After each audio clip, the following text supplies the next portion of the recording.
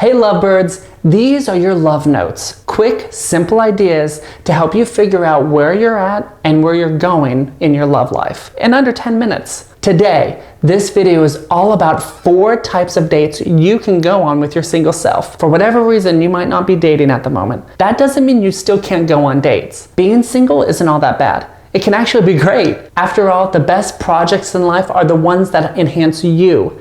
And the single life can be filled with a lot of opportunities to discover yourself in new and exciting ways. So stop sitting around cruising aimlessly through different kinds of apps, wishing you were somewhere else, maybe with someone else. And let's talk about the dates you can go on while you're single. First, go on a physical date. Get up. And while you're at it, get your heart rate up as well. Go on a physical date that puts your heart rate beyond its normal level. Rent a kayak and get a guide to take you down a river or through a canal. Take a 4-hour walk in your favorite part of town or a park, like I do sometimes. And keep going. Take a snack with you and some water. You don't need to pass up from dehydration or hunger. If you have specific conditions that keep you from doing these ideas, or you don't like them, find ways to get physical with the world around you. Plant a tree, plant some flowers, or build a sandcastle. When you physically date yourself, your goal is to somehow use your body with the world around you in new ways that you've never tried. Or relive some of your favorites you may have forgotten when you were distracted dating other people, not giving time for yourself. Second, go on a mental date. Open up your mind and see what comes out or goes in. Mentally dating yourself could be learning something new, and there are tons of learning seminars and programs online nowadays. If you prefer people and can do it safely, museums, galleries, and tours are my personal favorite mental dates. But these types of dates can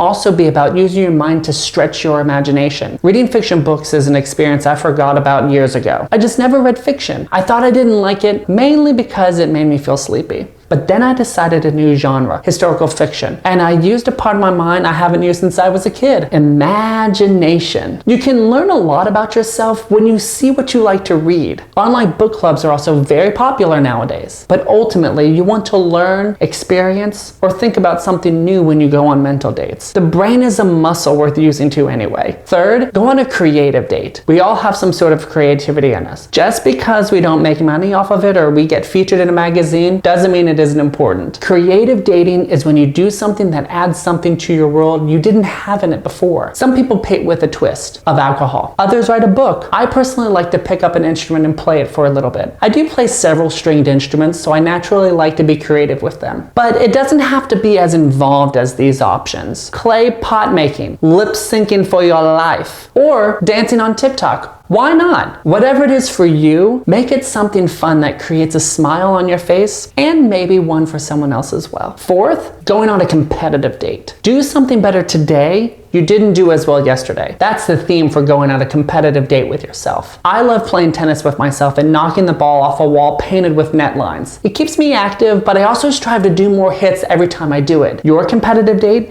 doesn't even have to be physical. It could be video gaming and getting to the next level. It could also be about finishing a project you've been putting off around the house. Just keep in mind, competitive dating ends and it's time to move on. I need to rest my tennis arm. You need to put down the video game controller, and there is more than one project to finish in your life. Don't get focused on getting to the next competitive high that you only focus on being competitive. There are 3 other types of dates you need to go on anyway. There you have it. These 4 types of dates for you to go on with your single self are going to change how you see yourself and the world around you. Whether you're single for a month, a year, or until tomorrow, you loving yourself first is the best way to start loving someone else later.